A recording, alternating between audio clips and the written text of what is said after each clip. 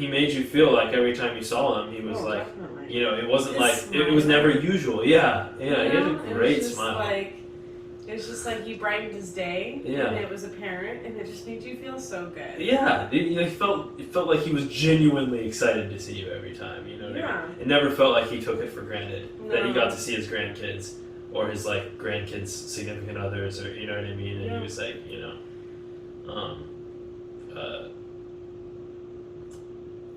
I'm just thankful he really did get to live the life that he wanted to live up there until the end. Like he even with how hard it was for him to get around and stuff. In Napoli, where love is king, when boy meets girl, here's what they say. When the moon hits your eye like a big pizza pie, that's amore. When the world seems to shine like you've had too much wine, that's amore. Bells will ring, ting-a-ling-a-ling, ting-a-ling-a-ling, and you'll sing Vita Bella. Hearts will play tippy-tippy-tay, tippy-tippy-tay, like a gay tarantella. When the stars make you drool, just like a pasta fazool, that's amore. When you dance down the street with a cloud at your feet, you're in love. When you walk in a dream, but you know you're not dreaming, signore. Scusa me, but you see, back in old Napoli, that's amore.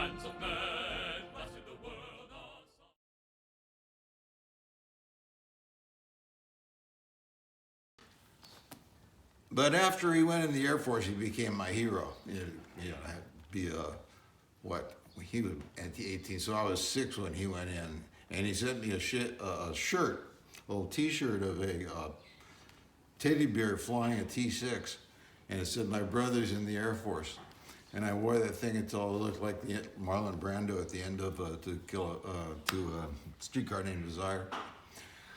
But the most salient event, well, there were a lot of them after he went in the Air Force. I remember, when he'd come. But probably the most important one was a time we went up to a place called Fish Camp in winter. And he was sitting at a table at the restaurant with my parents, and I was down stomping around the pond, and I managed to fall through the ice. And I don't know if Harvey was a runner, but he was down there so fast, it was unbelievable. I still hadn't sunk because I had on a winter jacket, and he yanked me out of the water there. So it only served to improve his hero status.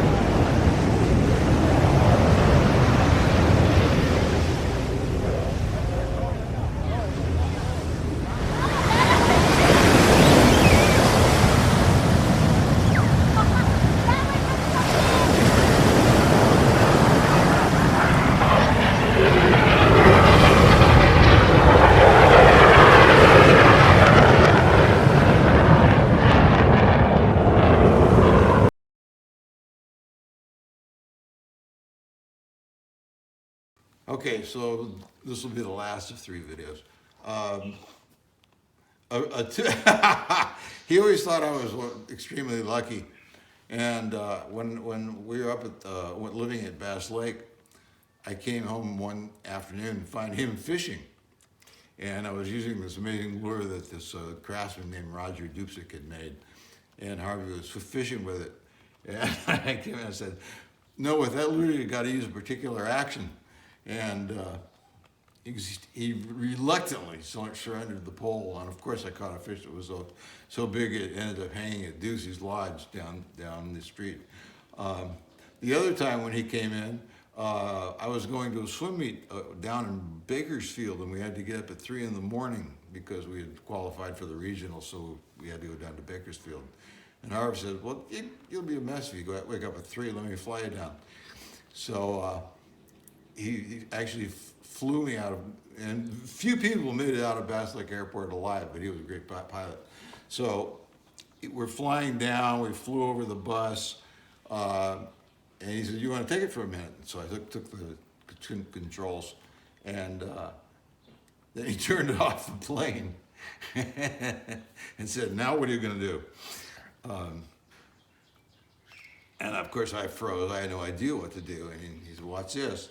And without turning the plane back on, he brought it around, landed it on an empty road, bounced off the ground, hit the motor, and we flew away. You know, the later stuff you know, so I'll end my segment here. Bye.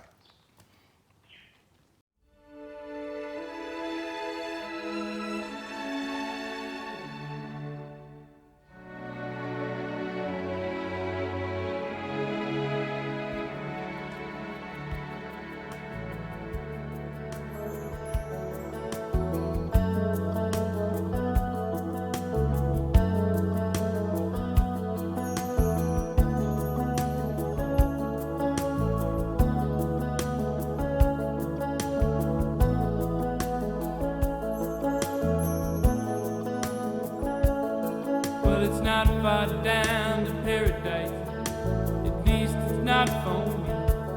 And if the wind is right, you can sail away and find tranquility. Oh, the canvas can do miracles, just you wait and see. Believe me,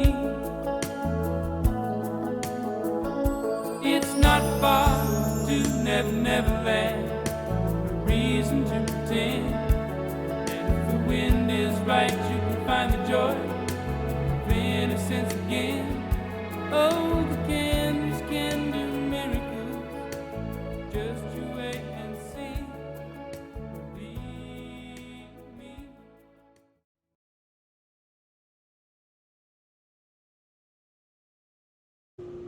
It's just so grandpa. And I mean, his eating habits, I mean, you and I take after him so much when it comes to our food. Like, the spicier the better. Right. Concoctions, eating Tangy, weird spicy things in the middle of the night, you know, just like that's so textbook grandpa. Loving olives, all things pickled. Artichokes. All things pickled. Yeah. Like, or oil submerged, Yeah. I should say. Olive oil, you know. Like, Yeah. It was very Greek, I don't, you know. yeah. Somehow or another, you know. Somehow that soaked through us, Yeah. for sure.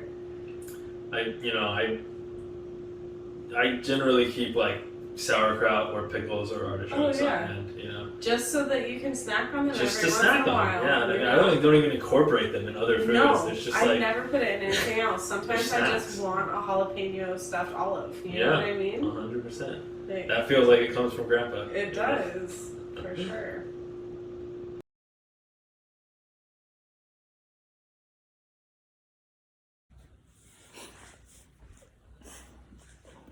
So my sister asked me to come up with a story or stories about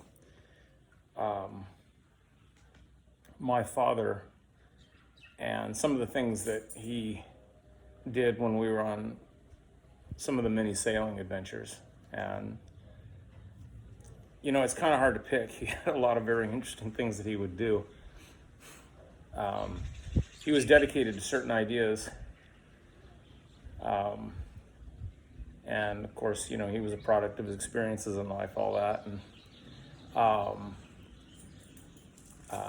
I was a kid, and I was dedicated to my certain knowledge that I knew a lot better about these things that he did, regardless of my lack of experience, training, know-how, or anything else important like that.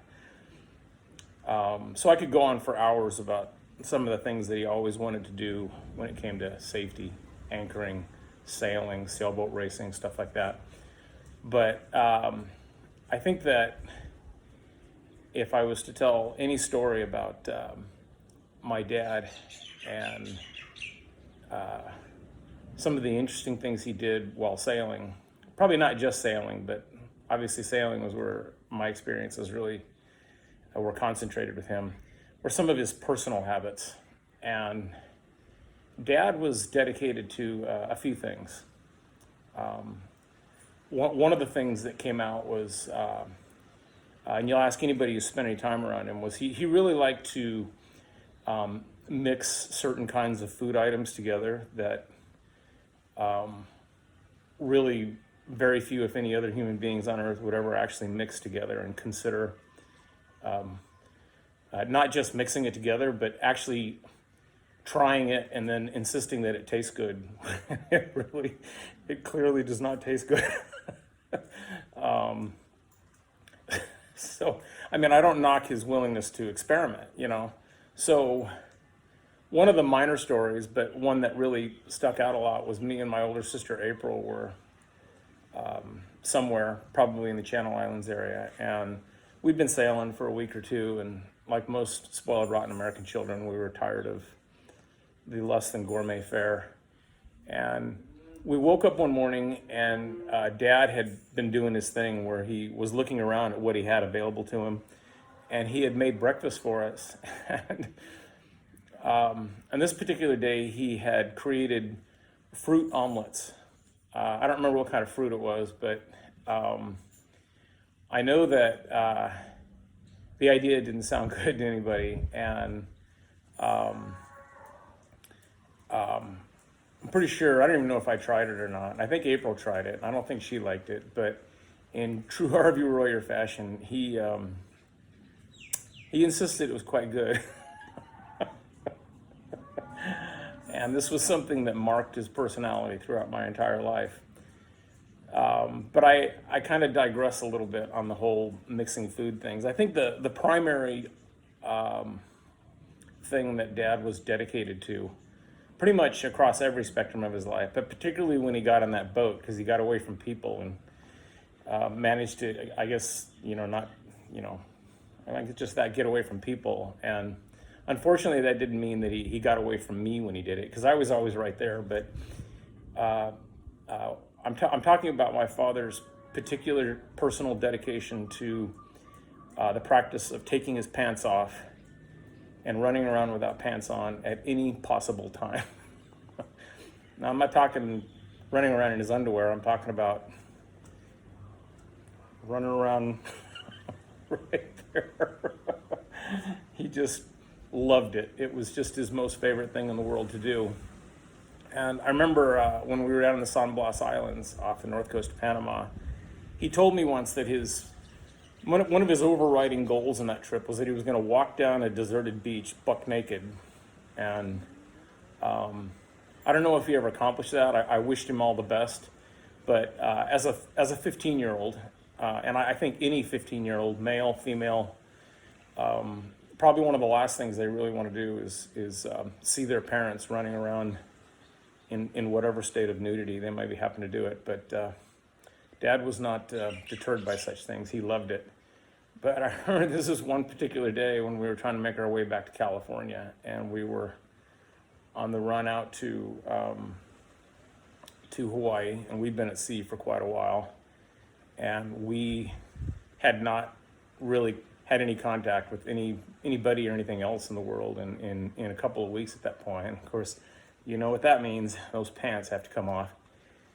And we had one particular afternoon there when he was headed out, and he was going to do his navigation. And so he, like most people, he did the noon shot. And so he'd get ready to navigate at like 10:50, and then he would take his shots, and you would take those shots up across the top till the sun hit its max, come down, finish up about 10 after 12.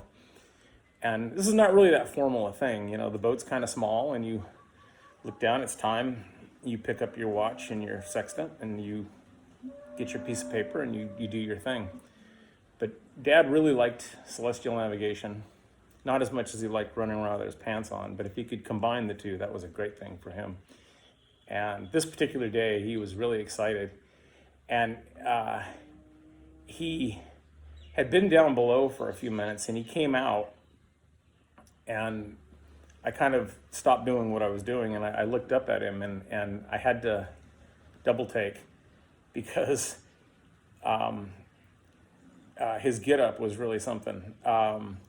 He really believed in layering. He always talked about how important it was to put lots and lots of layers on, because they were easy to take and put on and easy to take off and all this kind of stuff. And yeah, that was great.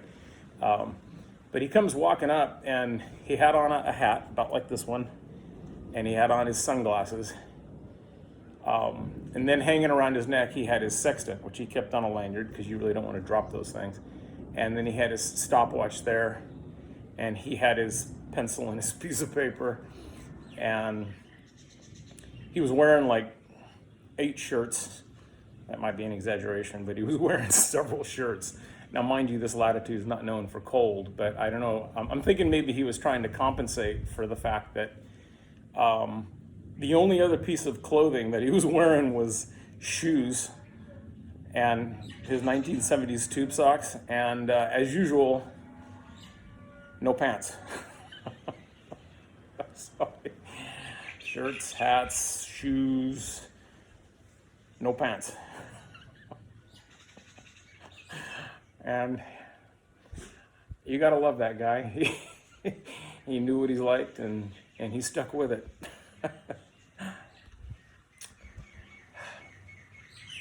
Right on, Dad. You marched to your own drummer, brother. Takes me away to where I've always heard it.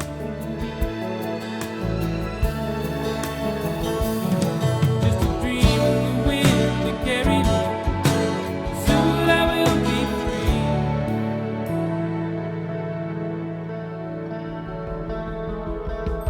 Fantasy, think it's the best of me when I'm sailing.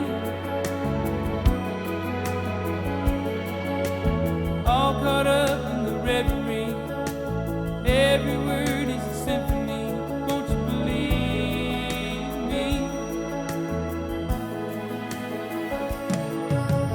Sailing takes me away to where I've always.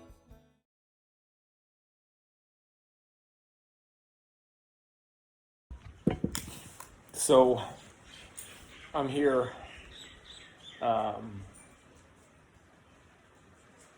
I guess this whole getting ready for this memorial thing has really, gotten me thinking about so much stuff. And thinking about all these experiences that I had with Dad. And again, my sister had asked me to talk about sailing, and she's probably going to regret it because now she's starting to get too much from me. But I got to thinking about another aspect of these sailing adventures I had with Dad. And one of the things that I always remember was that Dad and I we did a lot of cruising in the Channel Islands. We had this big trip we went on and all this kind of stuff. And one of the big aspects I remember of sailing with Dad a lot was I think there are no two human beings on Earth besides Dad and I who are better at locating either too much wind or not enough wind. And that wind always being right smack on the nose. So it seemed like it was such a standard thing for Dad and I to either be zigzagging along at 2 miles per hour, making a quarter mile per hour to where we wanted to go, or we were zigzagging along at 6 miles per hour, cold, wet, and bored. Either way, it was always bored and tedium. And I would routinely look at him, and the man would be in such a state of personal bliss. He was always enjoying himself so much. And like most kids, I thought to myself, what is wrong with you, you crazy dude? Whatever, you know. And eventually, you know, we would get done with what we're doing, get where we're going, and get something to eat and run around and do something that I perceived as much more exciting.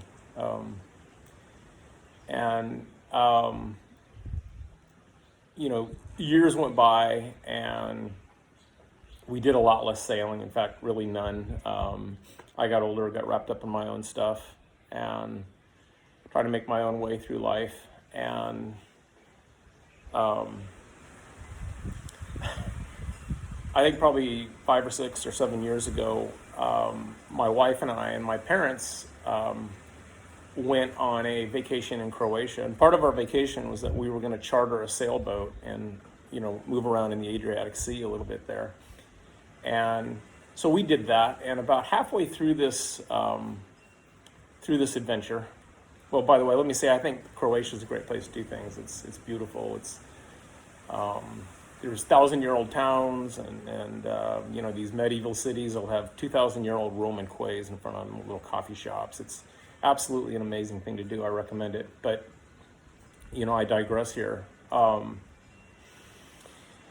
This probably about halfway through this adventure, I was forced to turn us around. And it was very hard for me because I was heartbroken by the disappointment that my father evidenced when I made this announcement. And I did this for safety reasons. It had been a long time since Dad and I had done any sailing together, and we had a big boat. My dad had gotten a lot older in that 10 or 12 years since we'd sailed together. And I had my wife, who had not done much sailing, and my mom, who really had done her best all of her life to try to be supportive, but ultimately was not into it. And when the weather got bad, you know, the nurse, paramedic, lifeguard in me looked around and thought, this is crazy.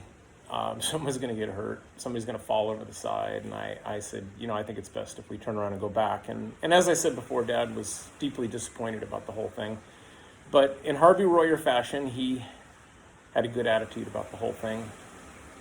He never seemed to let things like this get him down. He always found the best way to look at these things. But I remember as we were making our way back, we had one really hard, kind of cold, windy, rocky day, and we got into this one little city on one of those islands there in the Adriatic, and it was decided the next day on the last leg back to where we got the boat, the little city near the town of, a little town near the city of Split in Croatia. And it was decided that Mom and Jackie would jump a ferry for the last bit, and Dad and I would go ahead and run the boat in for that last leg. And throughout this whole experience, in the interest of not spending too much time at sea, have a good time, we'd been motoring a lot. And as we started to, on that last day, as we started to approach the place where we would drop the boat off, I started to get concerned that we would run out of gas before we got to the gas dock. And I voiced this to him, and his reaction was anything but concern. His reaction was literally one of excitement. And I thought to myself, oh, there you go, you crazy old man. You're seeing excitement in what is tedium and frustration. And I just wanted to get in there. I mean, like, we got to hook up with the girls, we got to get a car, we got to continue our vacation. Not Dad.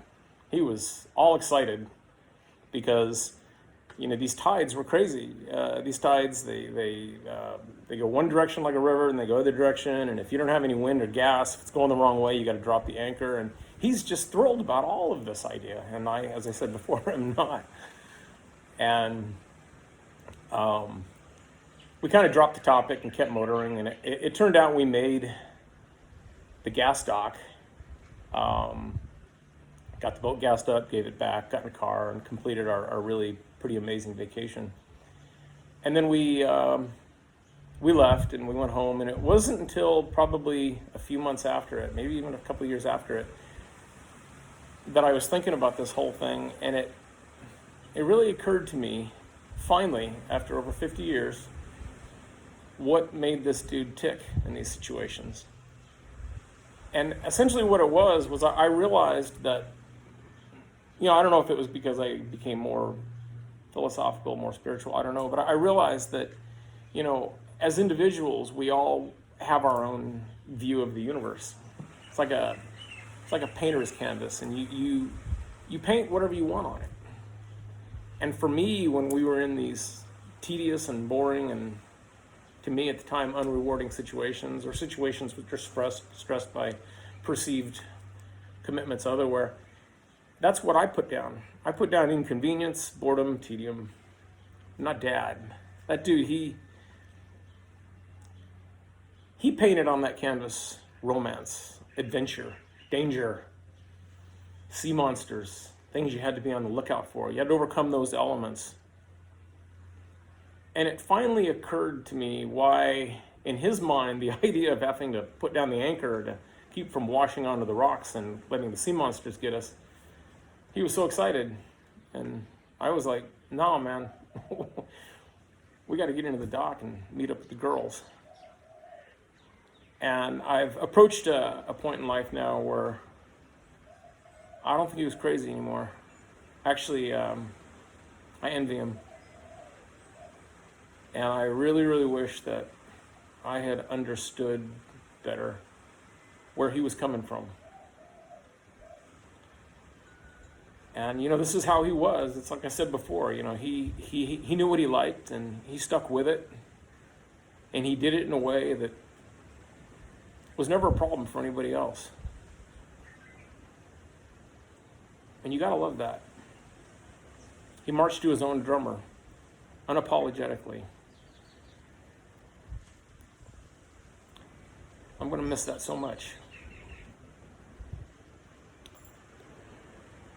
Right on, brother.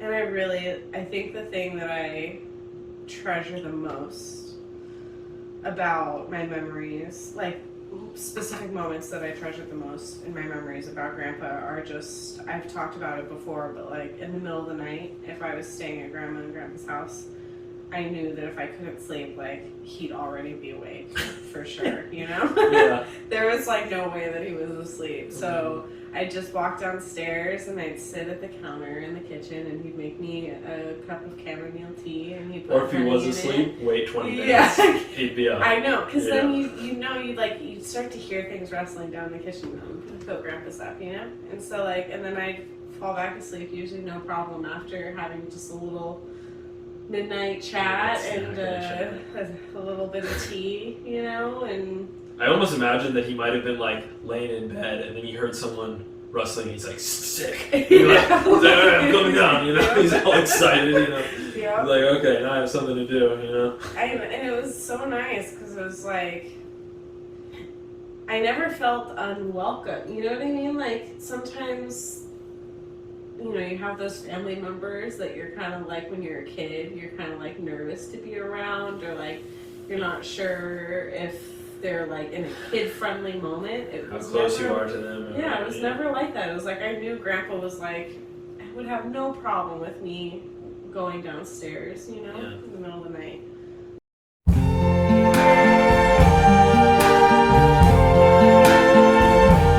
I see trees of green, red roses too. I see them bloom for me and you. And I think to myself, what a wonderful world.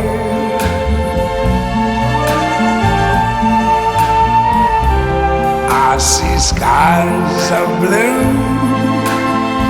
and clouds white, the bright, blessed day, the dark, sacred night. And I think to myself, what a wonderful world.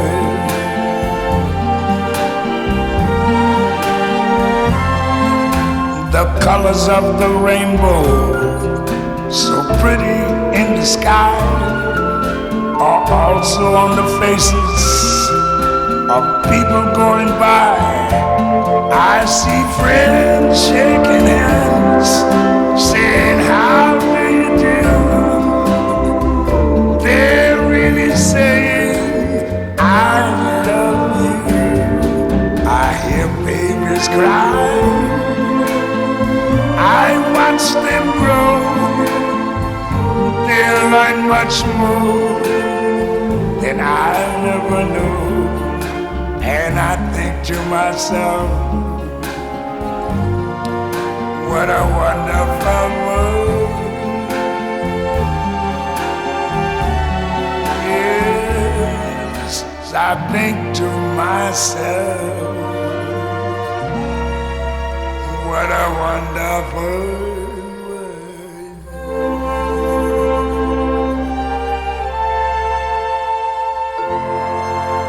Oh, yeah.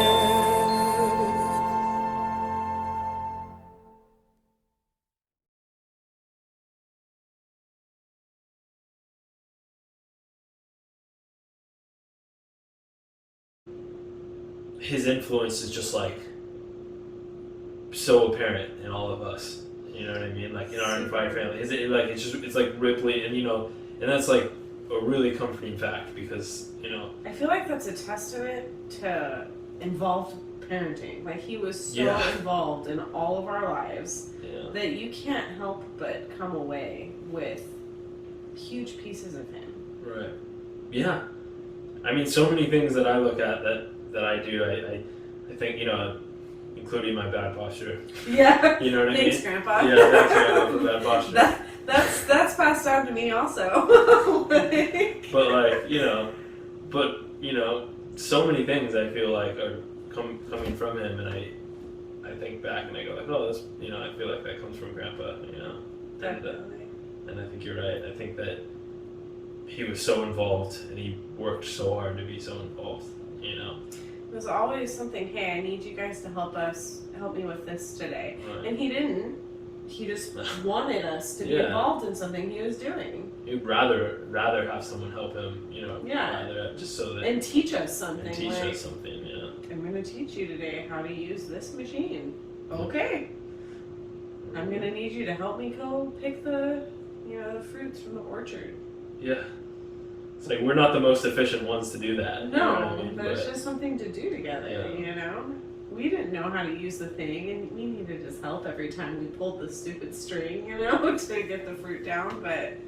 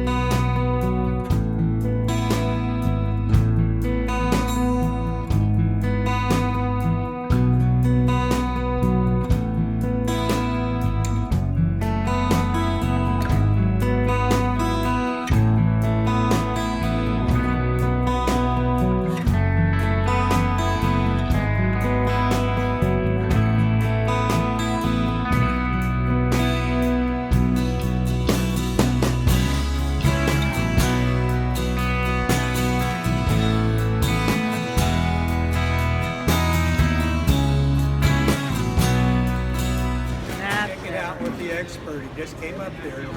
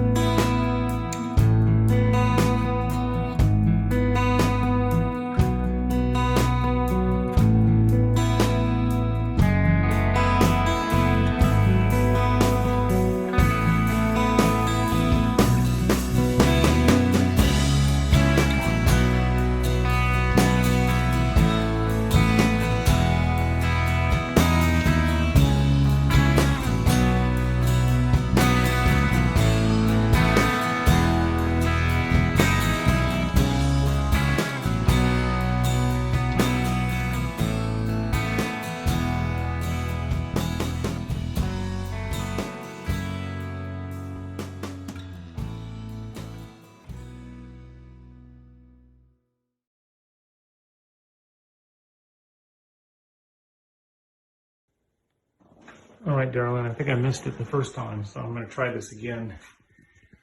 Mom and I are sitting in Dad's office here, trying to decide what to do with this masterpiece here. You can see this is a map of Alaska with this red line going across here. This would have been Eric's progress across the Yukon in the state of Alaska. The interesting thing is how he's chosen to anchor it to the wall. You can see here across the top of this thing is this long black and white photo, which he's had around for years. This photo is about 60 years old. And here, I don't know if you can see it, the fifth guy from the left in this thing is him pulling back here. The pilots were on the wings. I think the navigators were underneath, and then these were air crews. And then you can see underneath, he's got this piece of old baseboard that he found that he's chosen to put 5 or 6 2 or 3 inch wood screws through to into the wall and into the studs.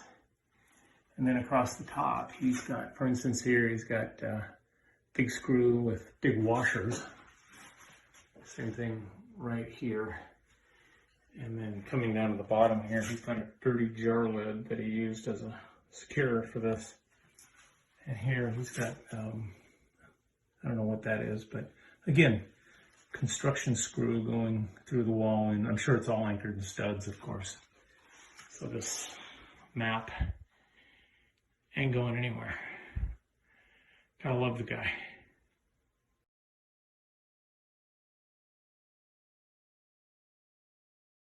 You know, everything he did, he had a plan for. It was you know what step I mean? by step. Do you remember the trip that we took up to Pismo Beach? And he had us map out the whole drive for everybody. It was like, we're gonna stop here, and we're gonna take this road here, and everything was like planned, but he let us plan it. It was very grandpa. Right. Very grandpa. And he would come up with, like, you know, ideas for us, like, you know what I mean? I don't remember if this is his idea or not, but it feels like stinks of Harvey, but like having us make the dinners when we lived at the house, you know what I mean? Once like a week. You know, once a week. You did the dinner, I did dessert, and then the next week it was, you know, switched. And it was like you had to plan it all out. It was like from scratch, you know. Yeah, it was, you know, it's just some concoction plan of his to kind of like get us involved and get us doing stuff and get us working on projects, you know, which is super cool. I'm super thankful for it. I mean, I really struggled a lot with math until I spent that year living with you guys. And he would sit with me every day and do math with me. And he'd sit there and he'd laugh. We'd both laugh because, you know, he'd write a 9 and it didn't look like a 9 at all, you know, because his hand would be shaking so bad, you know. And he'd be like, well, that's a 9. And I'd be like, okay, Grandpa, you know. But I never struggled with math again after that. He gave me such a great foundation for that. Yeah.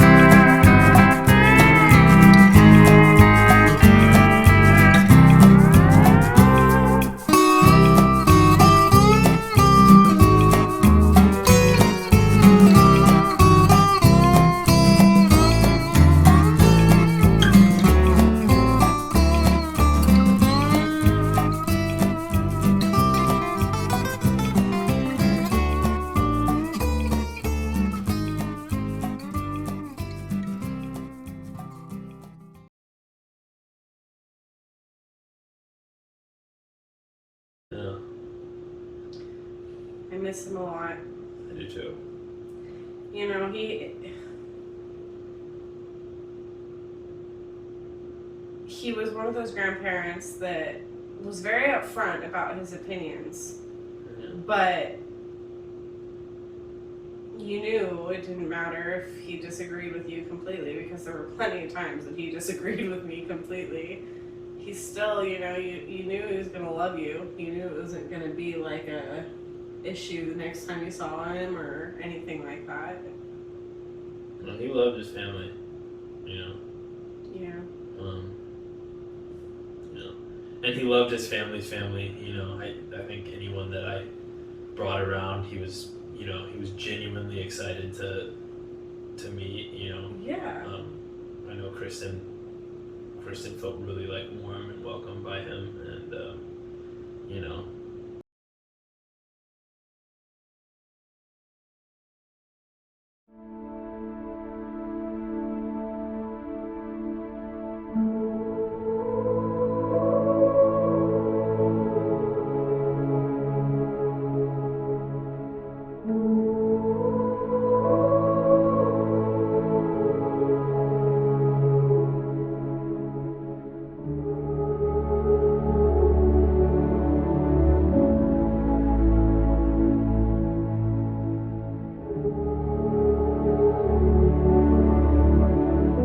Oh, I have slipped the surly bonds of earth, and danced the skies on laughter-silvered wings.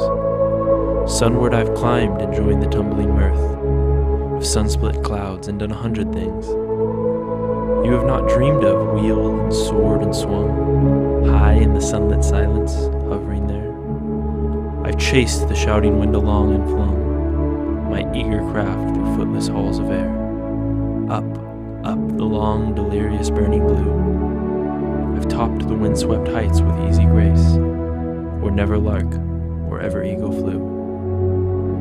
And while with silent lifting mind I've trod the high, untrespassed sanctity of space, put out my hand and touched the face of God. High Flight by John Gillespie McGee, Jr.